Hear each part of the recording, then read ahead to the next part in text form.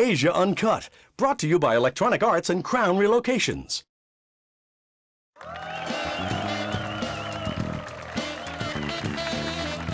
Our next guest is one of the up-and-coming comics of London. He is one of the most highly rated comedic acts on the circuit. Ladies and gentlemen, please welcome the funny Michael Fabbri.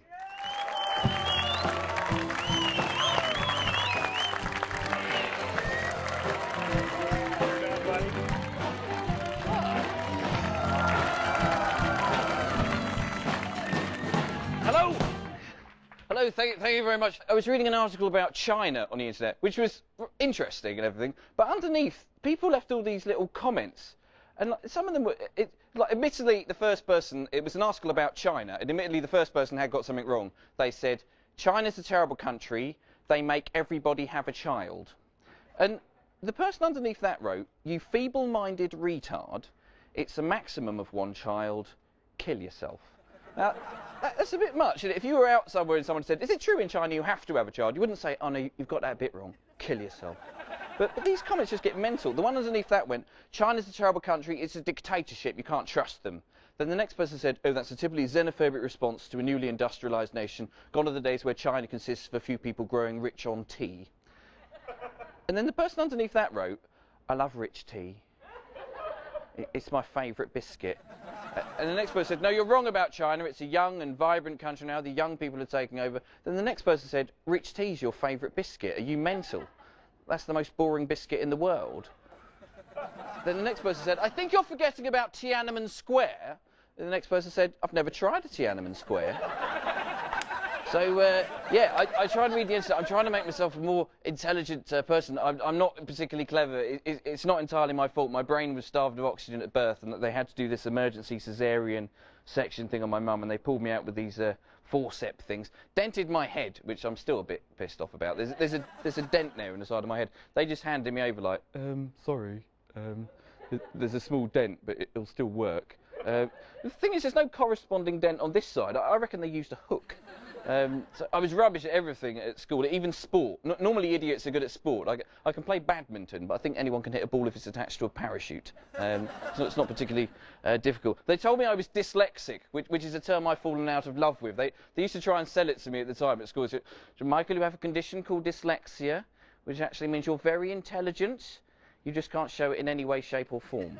And it's embarrassing. But it's very exciting to be in a different country. I never leave London where I live. I never go anywhere. One of the only foreign places I've ever been is Iceland. I took my girlfriend there for Valentine's Day, and it's a romantic place. It's a good place to go for Valentine's Day. But it's expensive. It's so expensive. I ran out of money so quickly, and I put my card in the machine to get more money out, and it didn't work. And I rang up my bank in a panic, and they said, oh, we don't want to be alarming you, sir, but we think your account's been accessed by international criminals. Someone's been trying to take money out of your account in Iceland. And I went, yeah, I'm in Reykjavik at the moment. And they went, oh, it was you, sorry. We've cancelled your card now. We sent you a new one to Camberwell, which is in South London. So I had no money for the whole week. I had to borrow money off my girlfriend for the week. I ended up owing her 900 English pounds. So obviously I had to dump her. You can't let opportunities like that slip by, I don't think. However much I wanted to see that baby. Yes. I'll leave you on a story. It's the funniest thing to... Basically, the start of the story is something went wrong with my That's the first thing you need to know. This lump appeared on it, which was not welcome. And I had to take it to the doctors, and I was embarrassed because I've not shown my bits to the doctors before. Also embarrassed because I own some of the most foul underwear known to man. I didn't want to be the first person ever to get a prescription to Marks and Spencer's. So I bought some these nice sort of designer pants that men wear nowadays, with a little label sticking out of the top, all sexy. So anyway, morning the doctor's appointment came. I got up a bit late. I had a quick shower. I don't think I dried myself properly. I put on my new underwear and my jeans, and I went up to the doctor's, and I walked in a little bit embarrassed, going, oh, it's my doctor. And he said, look, I can tell you're embarrassed, but you're going to have to show me. So he sat down in this stool in front of me, and I slipped down my jeans and my new pants, and my entire genitalia was absolutely covered in black fluff. And there was a moment of silence. So, oh God, sorry, doctor, it's a bit fluffy. And he looked up at me and he said, so, is this the problem? No, this is a new problem. This wasn't like this when I left us. This is what I did next, which I'll regret for the rest of my life. I went...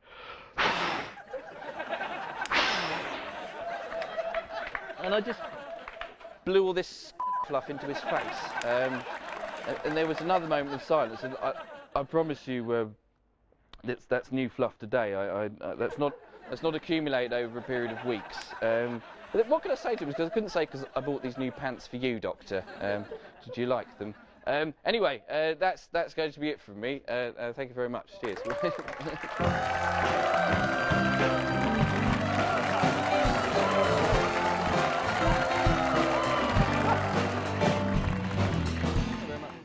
Wow, lots of good little experiences there, huh? Yes. I like that. Let me see the dent up close. Yeah, no, it's real. You got it covered here. Yeah, no, it's there. That's all right.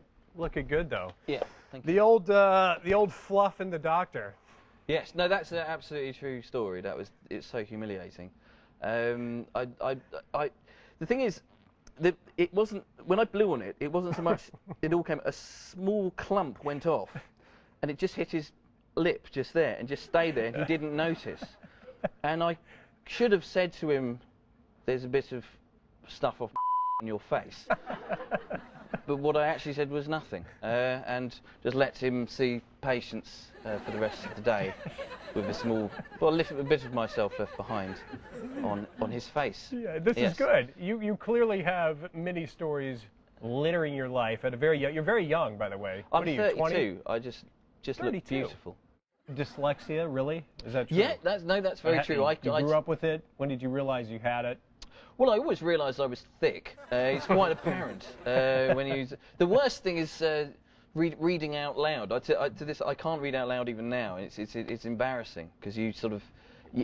We'd read things like Romeo and Juliet at school, and the teacher would pick the class thespian to play Juliet, and then it would be me, and it would be like Juliet and a Dalek, because I could just read very staccato. So the girl playing Juliet would be like, Romeo, Romeo, where art thou, Romeo, tonight thy father, and all that, and I'd be there going. Shall I hear more, or shall I speak at this? Oh, Romeo, doff thy name before that name which is no part of thee, take for myself. I take thee at thy word. Call me but love. Call me but love. That's it. It's just genuinely awful. You embarrass yourself on a daily basis. I read things and I miss out words the whole time, and I can't write properly. Even it's much better than it was. I went to a special school. I had to go. I was my normal school, and then we had to get in a minibus. A few of us, and we were collectively known as the window lickers. Nice. But we used to, and the setting as well. You get put in ability groups. Sets 1, 2, and 3 they used to have.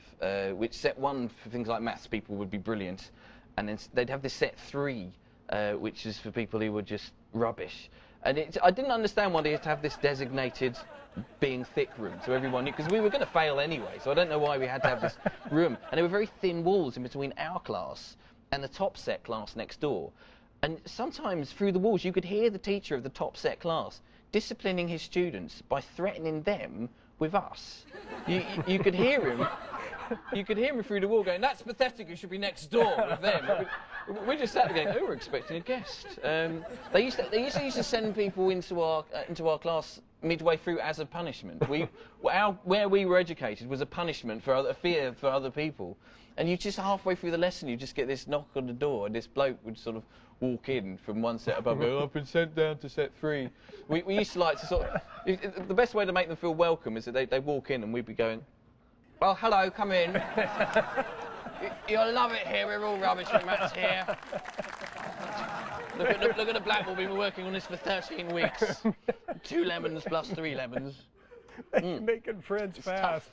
Yes. All right. So, where do you go after this? Home. More in Asia, but where else are you going to perform? I'm going.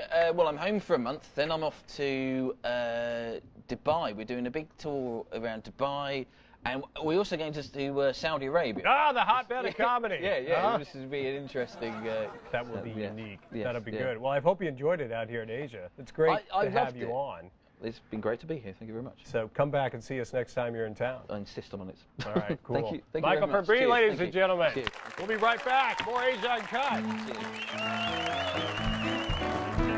Coming up next week on Asia Uncut. Chin Han, Solar, Leia Salonga, Veronica Calandum, Hans Mendler, and Roland Kickinger. Asia Uncut, brought to you by Electronic Arts and Crown Relocations.